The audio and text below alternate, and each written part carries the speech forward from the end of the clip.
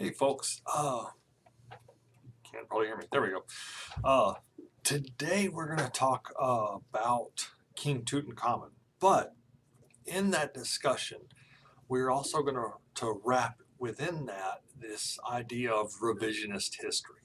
Revisionist history a lot of times gets kind of a bad rap by talking heads in the press and stuff like that that tend to think that anytime we change an idea of history is somehow corrupted. And that's really not the case.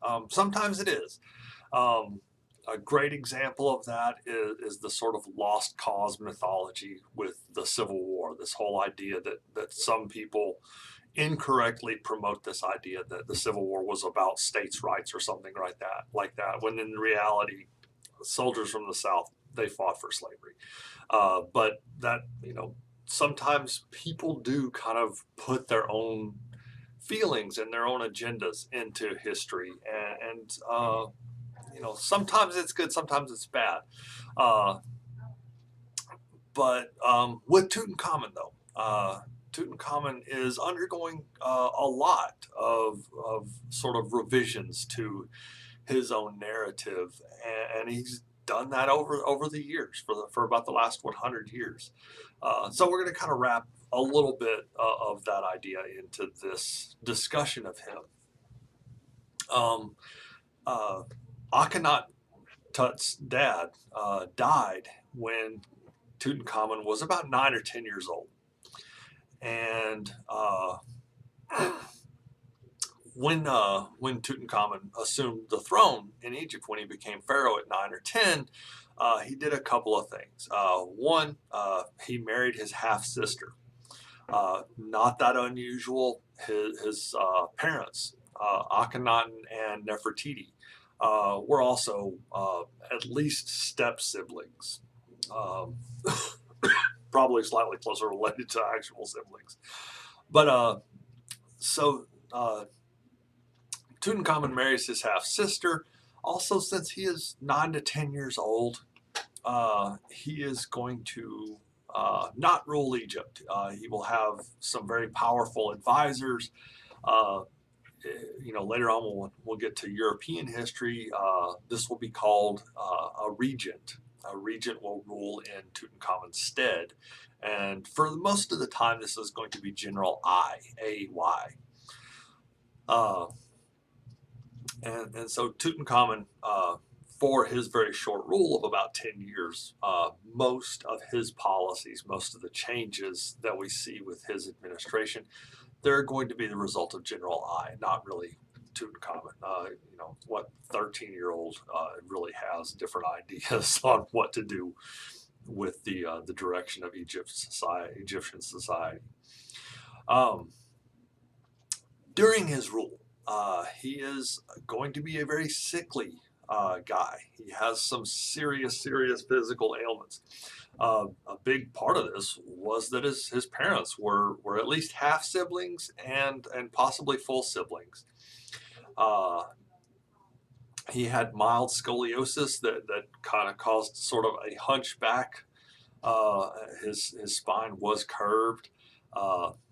All of the vertebrae in his neck from the time of his birth were all fused. And so Tutankhamun could not turn his head to look to the side, left or the right. He would have to turn his entire body. In addition to those kind of structural kind of malformations, those skeletal malformations, he also likely had what would be called a club foot. He had some problems with the bone structure in his foot, very likely having a club foot, and almost 100%. That required the use of several canes, one or two at least, for him to walk.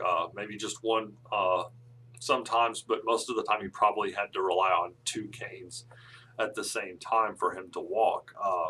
There were multiple canes in his tomb that sort of corroborate that thought. He also likely had malaria, which is somewhat common to the the Nile Delta region. There's a lot of water, a lot of mosquitoes. Mosquitoes transfer malaria. Uh, and Tut ultimately died, like we said a second ago, at age 19, or about 19. It used to be thought, when I was growing up back in the 90s, it was thought that he was possibly killed by a blow to the head. I remember as a kid watching all kinds of documentaries on who killed King Tut, and there was all the kinds of speculations and stuff like that. The reason for that was that there were some cracks in his skull. Some major chips had been knocked out of his skull, and so there was an idea that somebody clubbed him in the back of the head, or maybe even stabbed him or something like that in the skull. Um, Unfortunately, the reason that people thought that, and revisionist history here, unfortunately, the reason people thought that was that when Howard Carter first discovered King Tut's tomb in 1922, Carter wasn't as deliberate, wasn't as careful as most archaeologists would hopefully be today, and broke a part of King Tut's skull when Tut was being removed from his sarcophagus.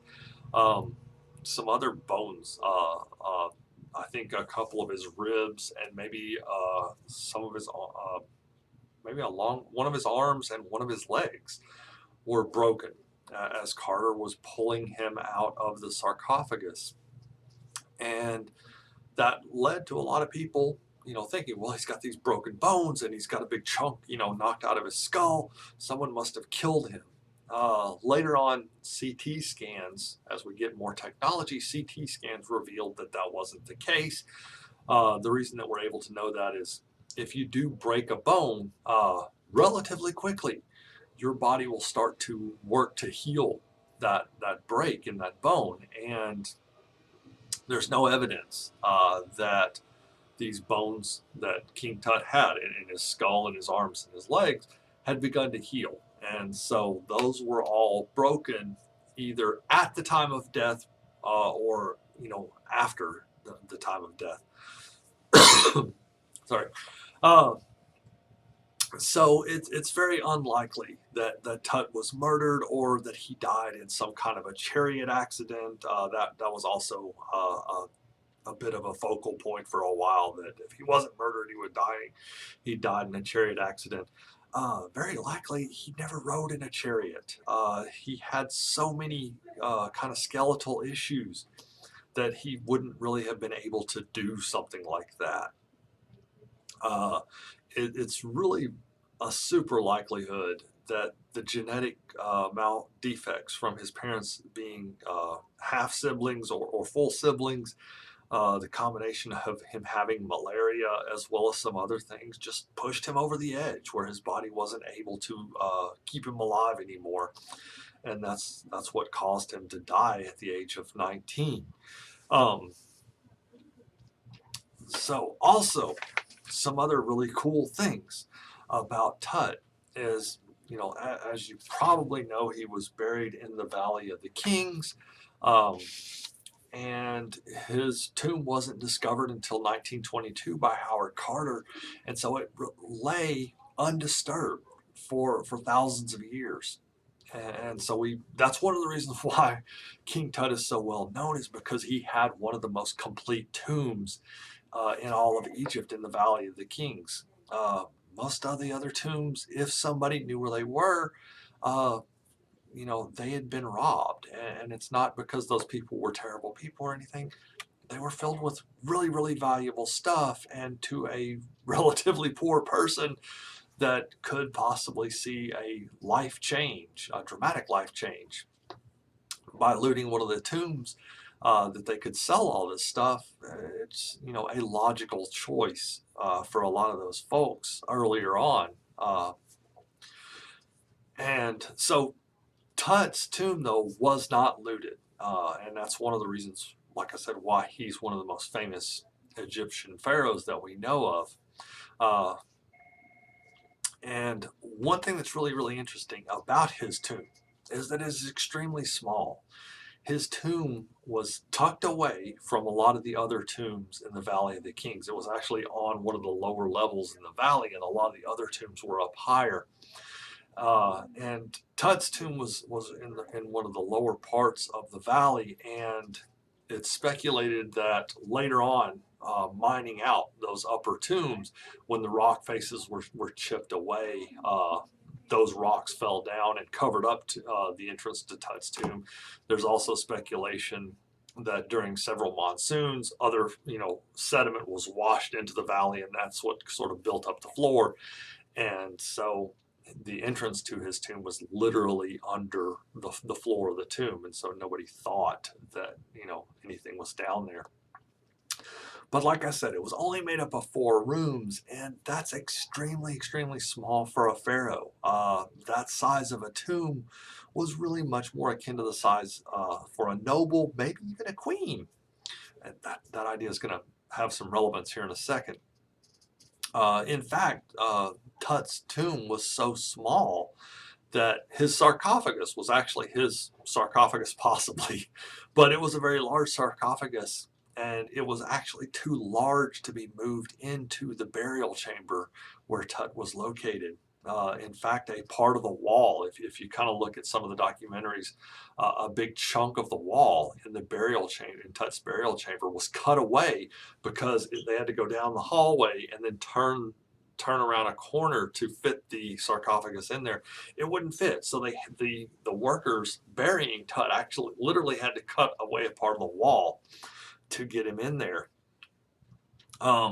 Some other interesting things, and all of this really kind of contributes to this idea that Tut's death, even though he was a really, really sickly dude, was not expected in the slightest. But we learn these things, Carter, when he originally discovered the tomb in 1922, just thought, hey, we lucked up, and Tut was buried here, and for some reason it was just another place to hide a tomb, and didn't really think too awful much about it. But as we've learned more and more and looked at small clues to Tut's burial, we're revising history. That terrible bad word again. The mask on Tut's sarcophagus. If you look at some of the pictures of it, you can see down the sides of the mask there's a really, really faint line, and usually most of those sarcophagus sort of mask, the headpiece, is made out of one piece of gold, but Tut's is made out of 2, and there's some speculation that originally the face part of it, was meant for a woman. There's several clues about this. One of the big ones is that the ears are pierced. Only in ancient Egypt, only women and children wore earrings. Adult kings did not wear earrings, and Tut's ears were both pierced.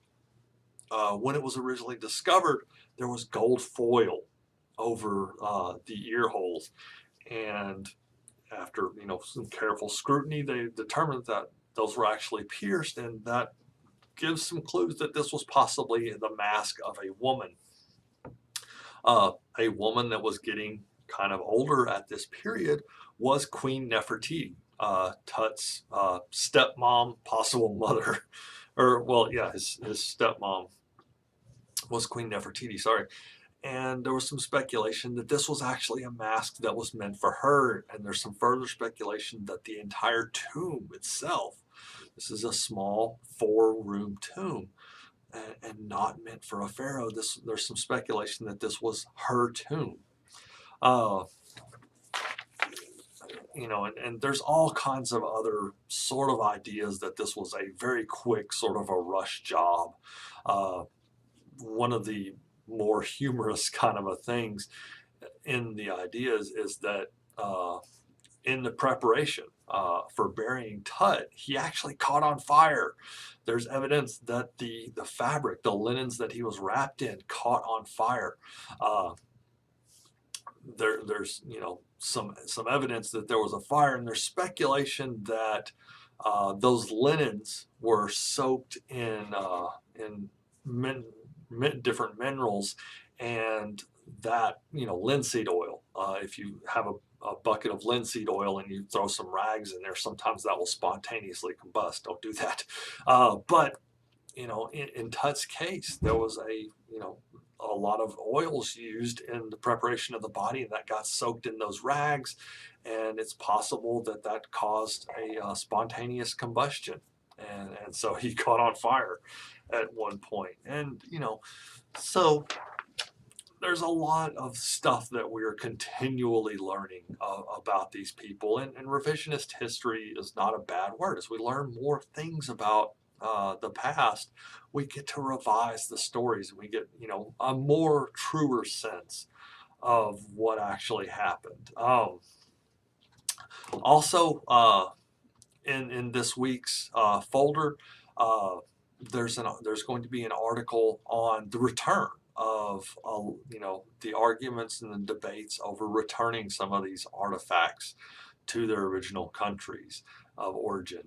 Tut himself has been in the Valley of the Kings since his discovery.